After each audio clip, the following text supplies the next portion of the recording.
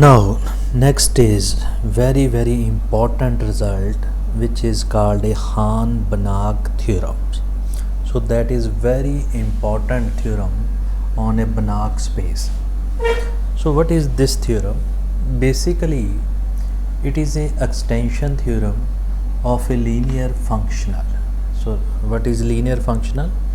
So we will discuss earlier. So this is the extension theorem of a linear function. So in this theorem we consider a bounded linear functional on a subspace M of a given norm space X. Then we extend this from M to entire space X.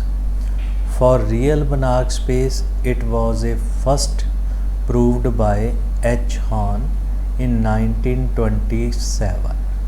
So that result is for real Banach space. Then rediscovered in general form by S. Banach. So it is in 1929. So this is very latest research. Now a generalization that include complex linear space were obtained by H.F. Bohn, Blust and A. Sobzscyk in 1938. So this was the generalizations. So basically Hahn-Banach theorem is a extension of a bounded linear functional to a subspace, to a norm space, to the entire space. So this is a Hahn-Banach space.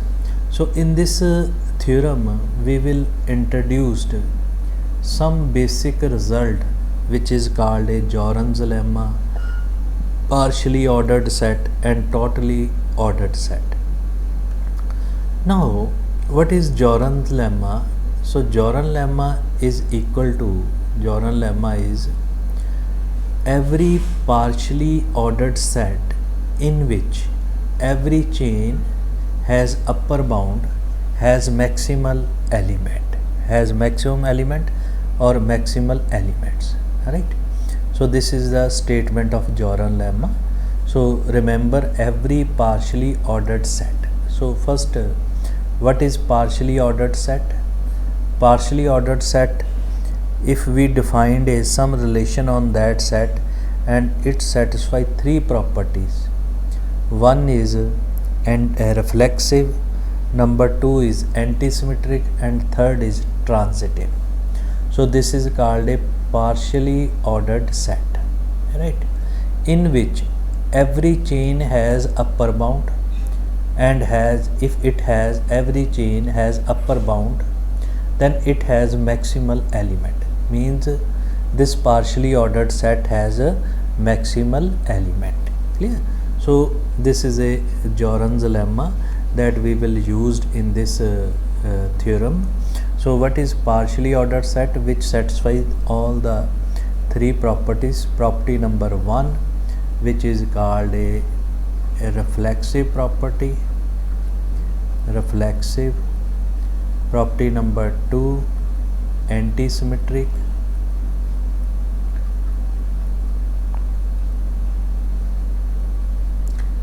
And number three, which is a transitive.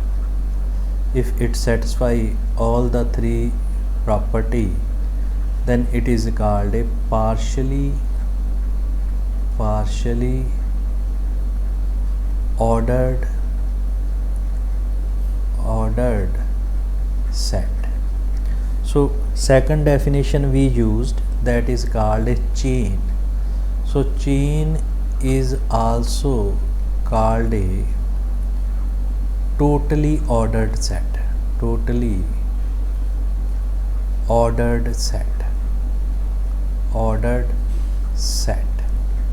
right?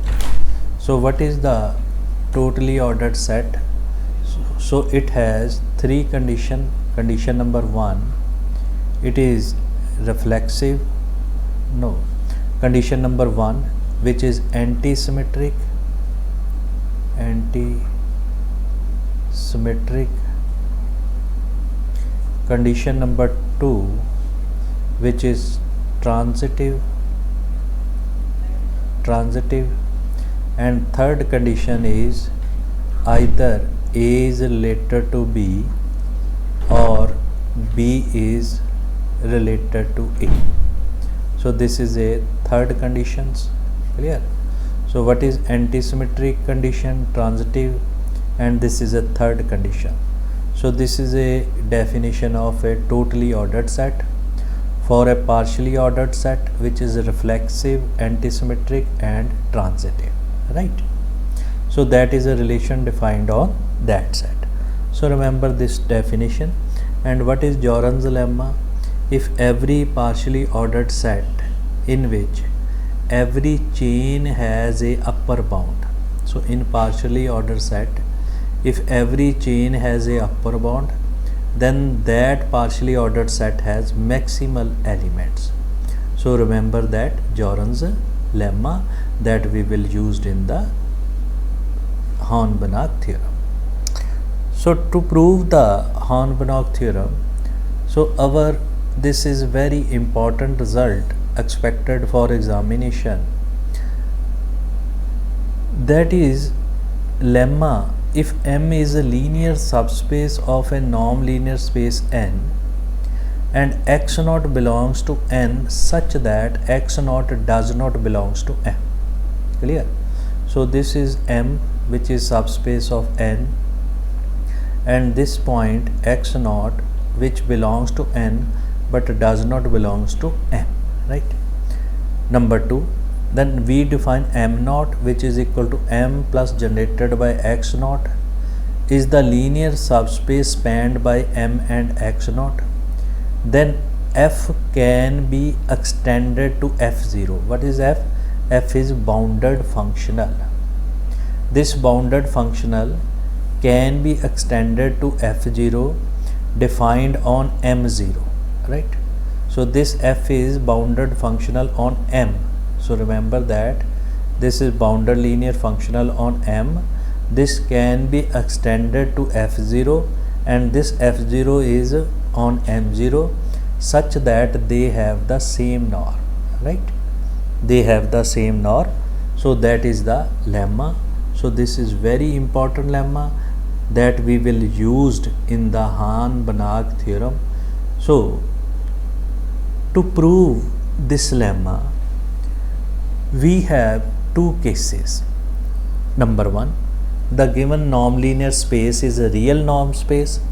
Number 2, the given norm linear space is a complexed norm linear space. So first I take case number 1. So in this case N is real valued norm space. So this L is real normed space, means field belongs to R. This is a real norm space. Yeah. So it is our first part.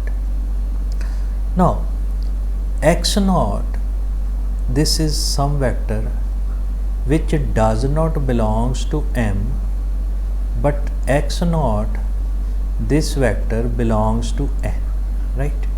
So what is M?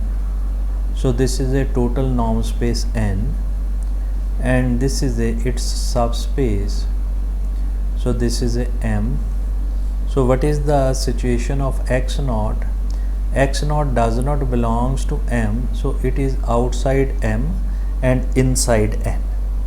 So this is this values. Also by given part M0, which is M plus generated by X0, right? So it means any vector Y belongs to N0. So for every Y belongs to M0, so this can be written as Y, which is equal to X plus alpha into X0, right? So it is generated by X0. So this X belongs to M. and this expression is unique, number 1. Number 2, x belongs to M and alpha is scalars. Alpha is scalar and here alpha is a real number because we have a real valued non-linear space. So that is the element of M0. So element of M0 can be written in this form and this expression is unique, right?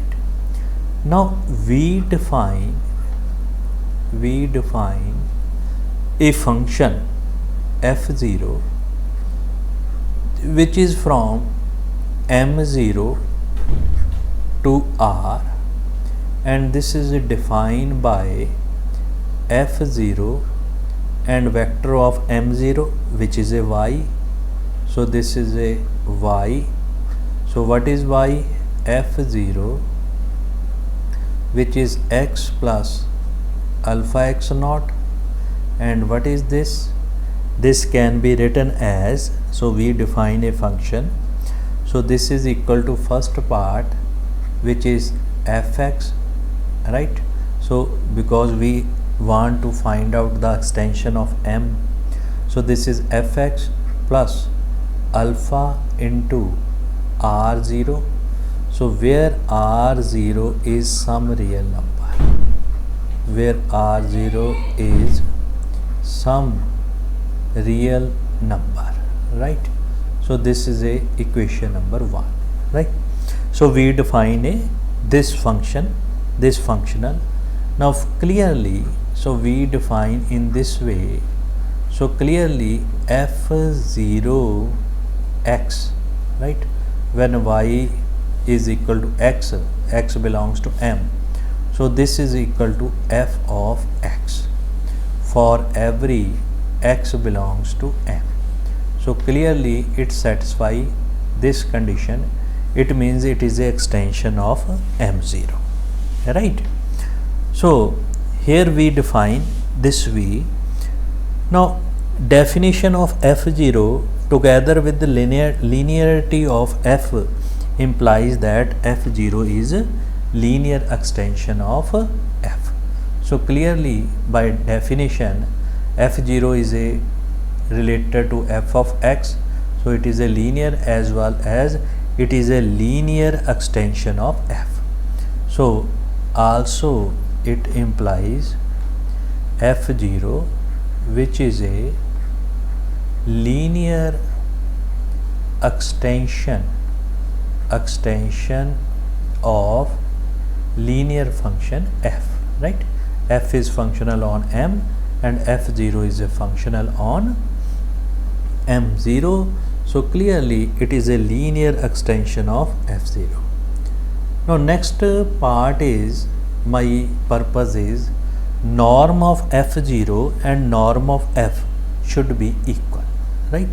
So to prove that norm of f0, so we take here, so this is a norm of f0, so by definition it is a supremum of absolute value of f0 of x such that x belongs to M0 and norm of x less than equal to 1.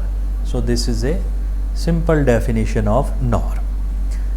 Now this set M which is a part of M0, clear? So it means supremum when M0 is replaced by M, so that supremum is greater than equal to supremum of f0 x such that x belongs to M norm of x less than equal to 1, right? So this is our part. Now by definition of extension, f0x is a f of x, so this can be written as f of x, x belongs to m norm of x less than equal to 1, so this is equal to norm of f, right? So this is equation number, so here we write equation number 1, 2, so this is a equation number 3. Here, so half part is this norm of f0 is greater than equal to norm of f. Second part, it should be less than equal to this values. Now to prove the second part, we define a choose r naught such that is a real number. Now we define that real number. This r naught is such that norm of f naught, it should be less than equal to norm of f. Clear? So we select the r0 in this way that this norm should be less than equal to norm of f. Clear? So now we know that for this purpose we observe that if z1 and z2, so this is a element belongs to M. Suppose this is element vector belongs to M. Now this f of z1 z2 minus f of z1, this can be written as, because f is a linear function, f of z2 minus z1, this values. Now this number is always less than equal to absolute value of f of z2 minus z1, right? So remember this result. Clear? Since f is bounded functional, so this can be written as norm of f into norm of z2 minus z1, right? So this value. Now this can be written as norm of m f, which is equal to this values. Now we will introduce a sum function x0, so that x0 is z2 plus x0 and here minus z1 plus x0. So remember this result. Clear? So this will be, when we simplify, this will be basically z2 minus z1, right? x0 is cancelled with minus x0 and remaining term will be z2 minus z1. So this is by using triangle inequality, norm of f, and this is norm of z2 plus x0, right? And this is plus, because triangle inequality, norm of f, and this is z1 plus x0. Clear? So this condition is satisfied for z1 and z2 belongs to capital M, right? Now we take, this is a member of M, so we replace z1 and z2 by a single member which is called a x0. So we can replace it by that values. Now before that we get from this, which is f of z2 minus f of z1 less than equal to norm of f z2 plus x0, this values, and plus norm of f into z1 plus x0, right? So just understand the calculation. So it is some important calculation and complicated calculation. So this value can be in this way. Now taking Z2, the term of Z2 on one side and term of Z1 on the second side, so this will become minus f of Z1 and minus norm of f into norm of Z1 plus x0, right? This value less than equal to, and second term is if this is, so f z2 is on this side, so this will be, if this will be on this side, this will be, so this is minus f of z2 and this is plus norm of f and into z2 plus x0. Clear? So this values, right? Now we taking supremum of this side, left hand side, is always less than equal to infimum of right hand side. So we replace z1 and z2. This inequality is true for every z1 z2 belongs to M.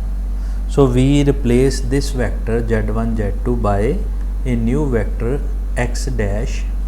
So and also taking supremum of left hand side and infimum of right hand side, so we get supremum of this set, right? And what is x dash? This x dash belongs to M, so this is minus f of x dash minus norm of f into x dash plus x0. So this value, so this is the left hand side, and on the right hand side, so this is a infimum of x dash belongs to M, so this is a minus f of x dash plus norm of f into norm of x dash plus x0, right? So this is a second set. So we can also say that this set is denoted by A and this set is also denoted by B, right? So these are the real number.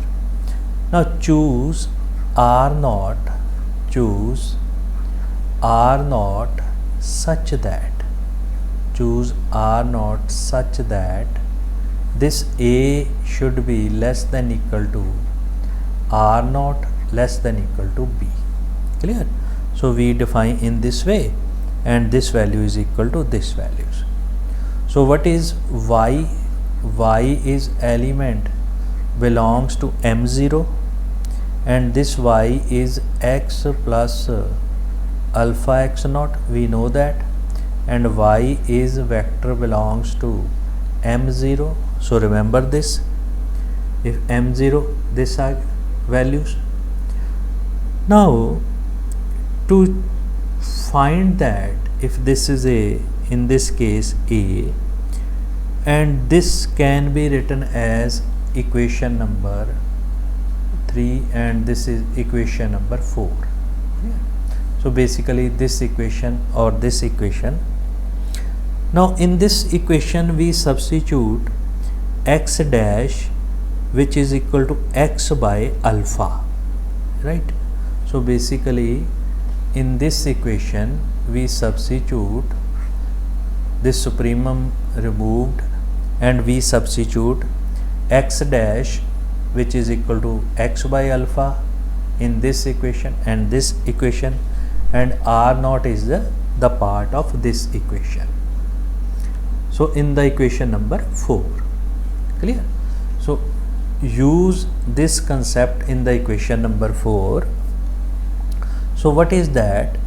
That is a minus f of x by alpha. Clear? So I choose x dash which is equal to x by alpha, this values. So from this we x dash which is x by alpha minus norm of f into norm of x by alpha plus x dash x0 which is less than equal to r0, right? Again this is less than equal to minus f of x by alpha, right, plus norm of f into norm of x by alpha plus x naught. So this is a sum condition. So here we can take alpha outside. So from this it will be 1 by absolute value, here it is 1 by absolute value, here it is. So it implies this is a minus 1 by alpha f of x minus 1 by alpha absolute value of alpha which is norm of f into norm of x plus alpha x naught, so which is less than equal to r0 which is less than equal to minus 1 by alpha f of x plus 1 by absolute value of alpha norm of f norm of x plus alpha x naught, right? So this is equation number 5, right? So this is equation number 5. Now for non-zero alpha, for non-zero scalars, we have two possibilities. First possibility is alpha is a positive number, clear? So in that case I take this kind of inequality, this inequality. So if alpha is positive and this inequality when we multiply by alpha, so this equality does not change because alpha is positive number and this is a alpha, absolute value is again alpha. So this will be become alpha r naught less than equal to minus f of x plus this will be removed norm of f into which is x plus alpha x naught, clear? So that we get when we used alpha is positive number and we take right hand side inequality. So this will become f of x plus alpha r naught less than equal to norm of f into norm of x plus alpha x naught, clear? It implies. Now see the definition. What is this? It is a f0 of y, or we can also say that f0 of x plus alpha x naught, right? So see the definition of f0. So this will be f0 which is x plus alpha into x naught, right? This values, and this is f0y. So this is norm of f norm of x plus alpha x naught, clear? Now this is y, So y belongs to member of m0 f0 y, which is less than equal to norm of f norm of y for every y belongs to m0. So this is equation number 6. Clear? So remember, we get this part f0y, which is less than equal to this values, and we get this kind of equation. And similarly, we take alpha less than 0. If we take alpha less than 0, this is a negative part. Now here I take the left hand side inequality. So first I take the right hand side inequality. Now I take the left hand side inequality. Now its absolute value is again 1 by alpha. Clear? So here minus 1 by alpha f of x minus 1 by alpha, and this is less than equal to r0. So when we multiply by negative number, this inequality will be changed. So this less than equal to r0, maybe this will be changed into greater than equal to 0. So this value is minus, I write here, minus f of x minus f of x minus norm of f norm of x plus alpha x naught, right? So this is greater than equal to alpha r0. Clear? So this will be changed in this form, right? So minus this values, and when alpha is negative, so this will be plus, right? So this will be f of x less than equal to this values, right? So for negative, so this negative and this negative, so both the term are negative, and 1 by alpha, which is equal to minus 1 by alpha. So just I used this alpha is if alpha is negative, so its absolute value is positive. Clear? So this total term will be positive. Now from this we used this left hand side. So what we get from this when we substitute that value, so we get alpha r0 less than equal to, for negative values, minus f of x plus, this is plus, and this plus is norm of f into norm of x plus alpha x naught. Clear? So why it is plus? It is plus because absolute value of alpha equal to minus alpha if alpha is less than 0. That's why this negative will be converted into positive values.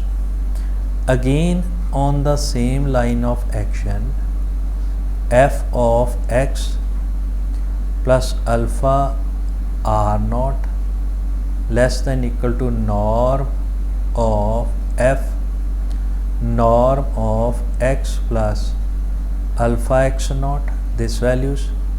So again it implies f of, this is f of x plus alpha. So this is a f of x plus alpha x naught less than equal to norm of f norm of x plus alpha x naught, right? Here it will be 0. So just use the definition. So this will be the same result, f0y less than equal to norm of f norm of y for every y belongs to m naught. So this is equation number 7. So we get same equation for alpha greater than 0 and same equation for alpha less than 0.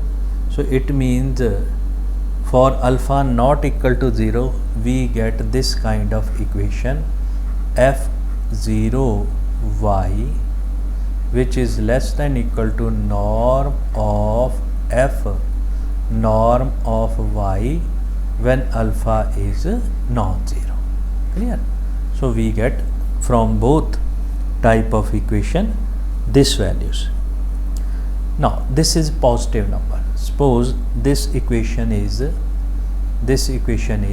equation number 8, right? Now in this equation replace y by minus y. So we get f0 minus y less than equal to norm of f and it into minus y. So this will be positive and this will be negative. So minus f0 y less than equal to norm of f into norm of y. So this is equation number 9. So from equation number 8, from equation number 9, when we combine this result, so we get equation number 10, which is absolute value of f0y less than equal to norm of f into norm of y. So this is equation number 10. So in this way we can find this values, absolute values. Now from this condition, if f0y is less than equal to 1, so what is the norm of f0? What is norm of f0? So which is a supremum of absolute value of f0y, right, and such that norm of y less than equal to 1. Clear? Now by using this result number 10, so this will be less than equal to norm of f. So this is equation number 11. So it was half part we proved earlier, that is equation number 1. So from equation number 1 and equation number 10, what we get? We get a norm of f0 and norm of f which is equal to 1, and this is a for a non-linear space. Clear? So we find the extension in case of non-linear space whose norms are equal. Clear? So it was our first part, first case.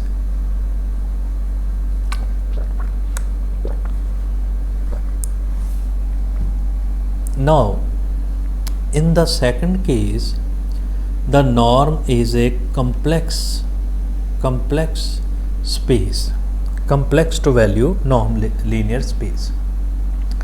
Now case number 2.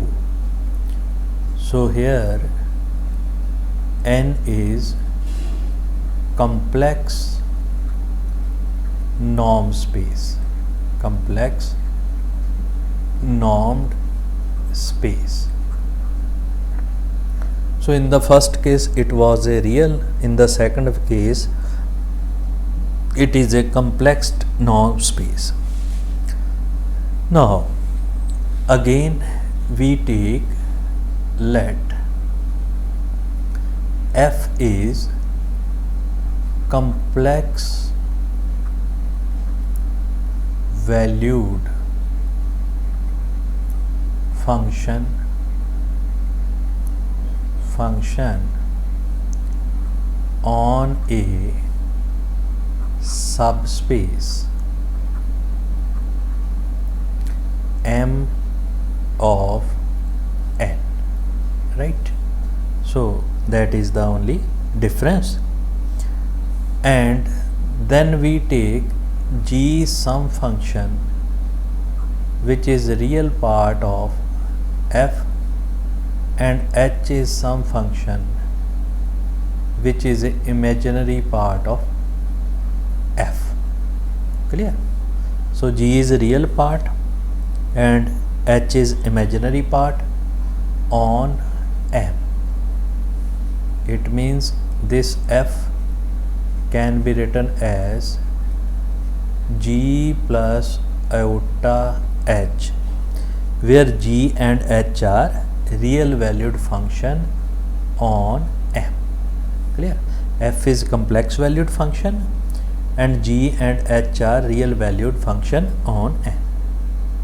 So we know that in the complex numbers, real part is always less than equal to its absolute value. Similarly, imaginary part is also less than equal to its absolute value of function. So since absolute value of gx, which is less than equal to absolute value of fx, right? We know that. So it implies supremum of absolute value of gx and this value less than equal to supremum of absolute value of fx, and this norm of x less than equal to 1. Again here norm of x less than equal to 1. So it implies norm of g less than equal to norm of f. Clear? Similarly, there is no need to prove second part.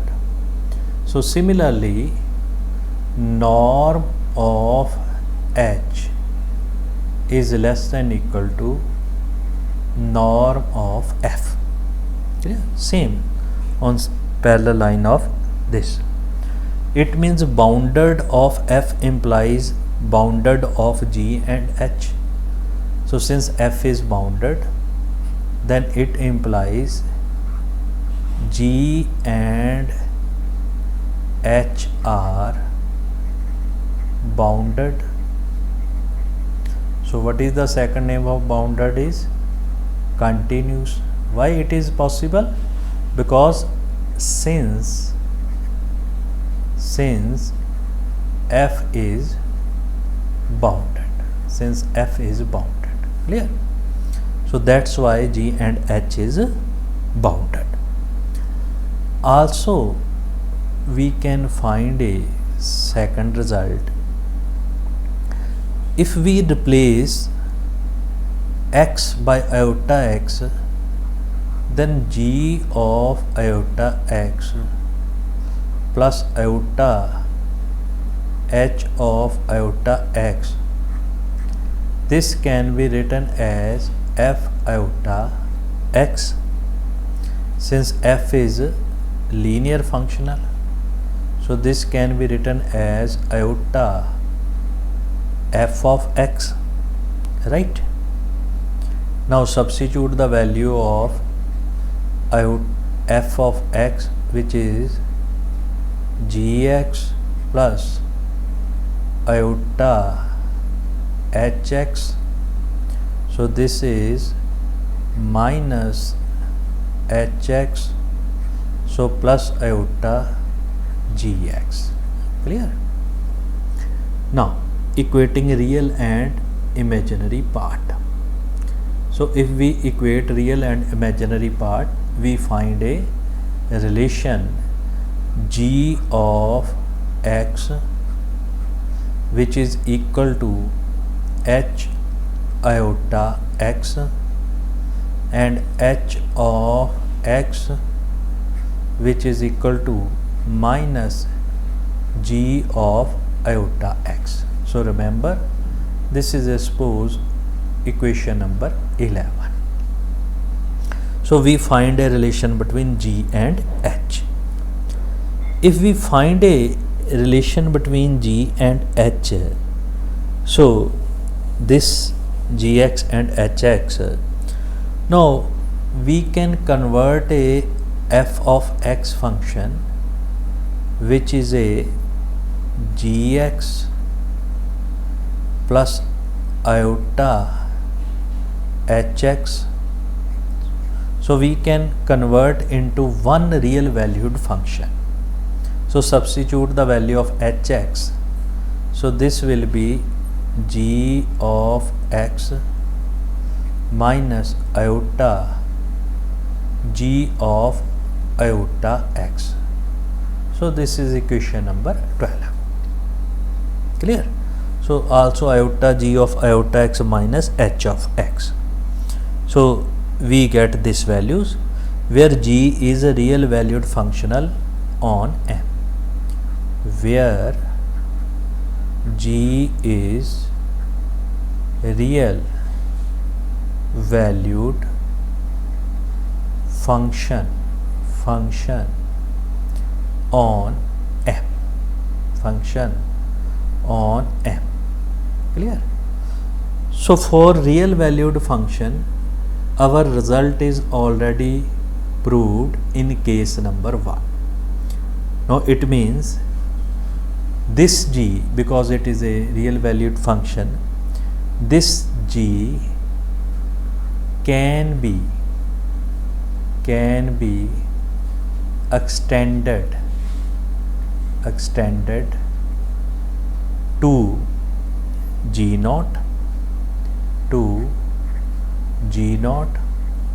on M0 such that norm of g and norm of g naught should be same. Clear? So we do in this form.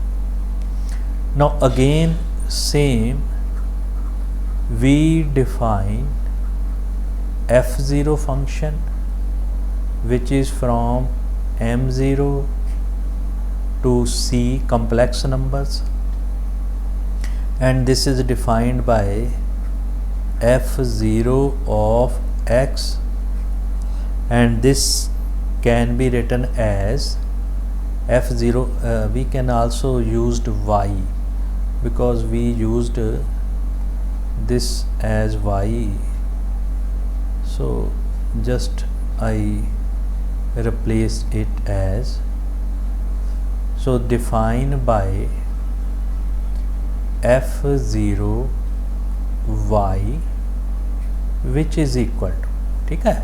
So simply just this, which is g of y minus iota g of iota y. So this is in case of g0. Now this function is on M0, yeah, y belongs to M0. Clear? So just replace. So this will be in term of g0, f0, this is in term of g0. Clear? Now f0y which is equal to g0y, right, y. Now I am taking y from M, so I take x, so g0 for x belongs to M. Clear? For x belongs to M, f0x g0x minus iota g0 iota y.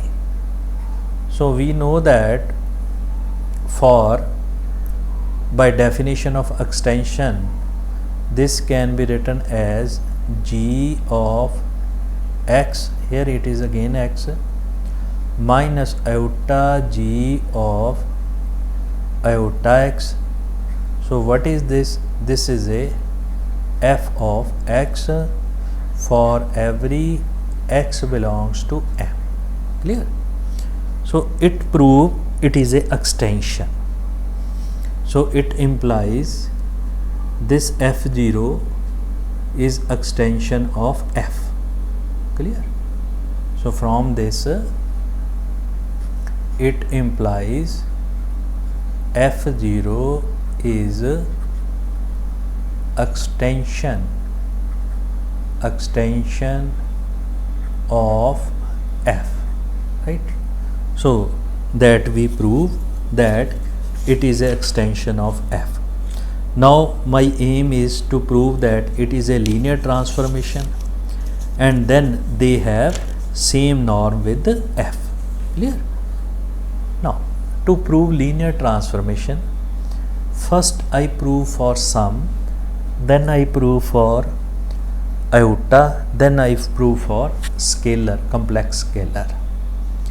So I take just f0 x plus y. Clear? So this is equal to, by definition, g0 x plus y minus iota g0 iota x plus iota y, right? Now this g0 is a linear functional, so this can be written as this values g0 x plus g0 y minus iota g0 iota x minus iota g0 iota y, this values. Now this can be written as g0 x minus iota g0 iota x and plus this is g0 y minus iota g0 iota y. So this values. Now this can be written as g0 x minus this values. So this can be written as f0 x plus f0 y. So it satisfied the property of sum. After that, if it is a property of sum, then scalar multiplication. So to prove for scalar multiplication, first I take iota and f0 iota x, this can be written as, so this is a g0 iota x minus iota g0 iota into iota, so this is iota square x, so this is a g0 iota x minus iota g0 minus x. Clear? So this can be written as g0 iota x because it is a linear transformation. This is g0 minus x, so minus minus plus iota g0 of x. Clear? So this can be written in this way. Now this can be written as iota time g0 x minus iota time g0 iota x. So what is this? It is iota time f0 of x. So it proves the result for iota. Now I take a scalar which belongs to complex number, so that is for any r which is equal to c plus iota d. Now for this result, this can be written as f0 rx, which is equal to f0 c plus iota d into x. This is equal to f0, which is cx plus iota dx. So this value is equal to f0 cx by property of sum that we already proved, f0 cx plus f0 iota dx. So these are the real number. For real number it is true, so this will be f0 x. So first I take iota f0 dx, then I take d is outside, c f0 x plus iota d f0 x. So this is equal to c plus iota d f0 x. So this is r into f0 x. Clear? So for complex number it is true for scalar valued function. Now up to this level we prove that, for this level we prove that f0 is a linear as complex value function on m0. We prove that f0 is a linear complex valued function on m0. Clear? So that we prove that. Now next our claim is